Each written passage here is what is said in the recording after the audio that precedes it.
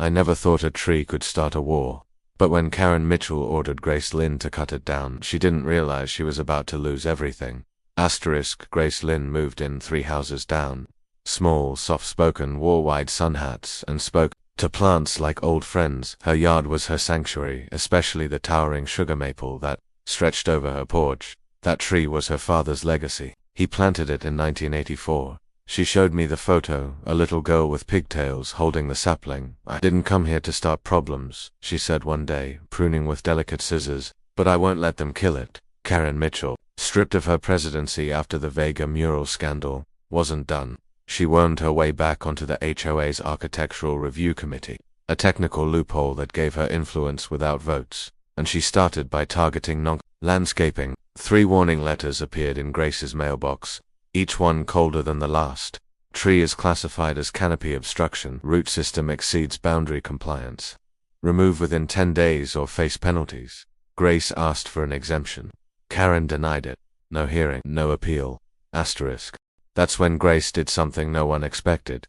She didn't argue. She filed a historical tree preservation permit with the city. Quietly, legally. By the time Karen sent her final notice, Grace had state recognition and a tiny plaque from the Department of Forestry installed in the ground beneath the tree. Karen was furious, but legally, the HOA couldn't override the permit. Karen didn't give up. She had volunteers log complaints. Leaves on sidewalk, branches too close to the roof, attracts squirrels.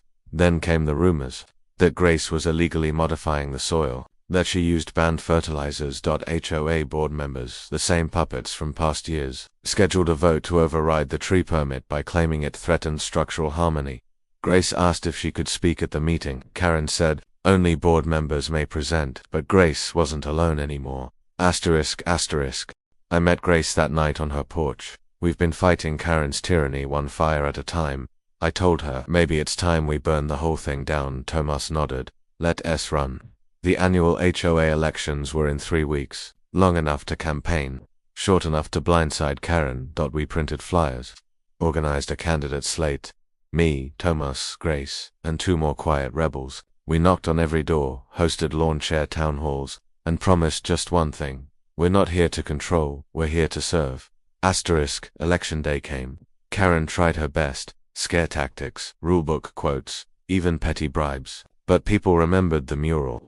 They saw Grace's tree as a symbol. When the votes were counted, it wasn't even close. Karen lost. For the first time in 8 years, the HOA board flipped. Our first act as board, strike down the landscaping clause. Our second, fire the management company Karen had handpicked. Our third, we named the sugar maple the Liberty Tree and made it a permanent protected landmark within the HOA. Karen moved out 2 months later. Sometimes the strongest roots don't belong to trees, they belong to people who choose to stand tall, no matter how hard the wind blows.